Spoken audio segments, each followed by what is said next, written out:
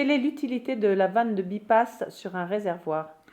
Eh bien, c'est quelque chose qui m'a toujours étonné, mais sur un réservoir, la vanne de bipasse ne sert à rien.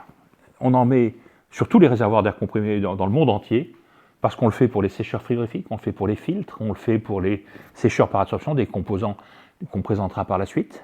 Mais on peut démontrer que la vanne de bipasse sur un réservoir ne sert à rien. En effet, on a besoin de pouvoir isoler le réservoir, et donc on a besoin d'un bipasse. Mais ce bipasse peut rester ouvert en permanence, il n'y a aucun intérêt à fermer cette vanne. Il y a 3 effets que produit le réservoir.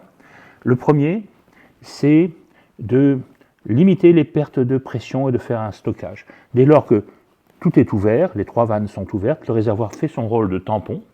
Il fournit de l'air comprimé quand la pression chute un peu. Dans ce cas-là, il se vide dans le réseau.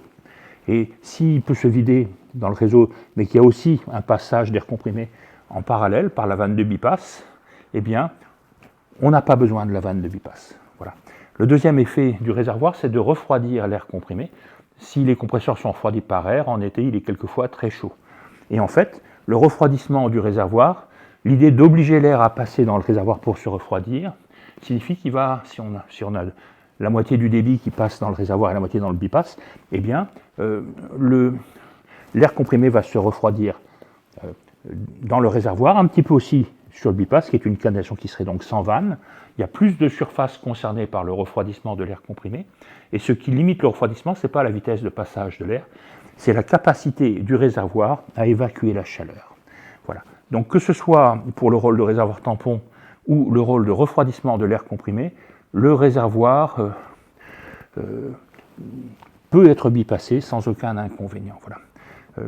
Donc personnellement, j'ai toujours pensé que la vanne de bipasse sur un réservoir ne servait à rien, mais dans toutes les usines, une vanne comme ça est mise en place, et très souvent, elle coûte 1 000 €, qu'on pourrait économiser sans aucun inconvénient.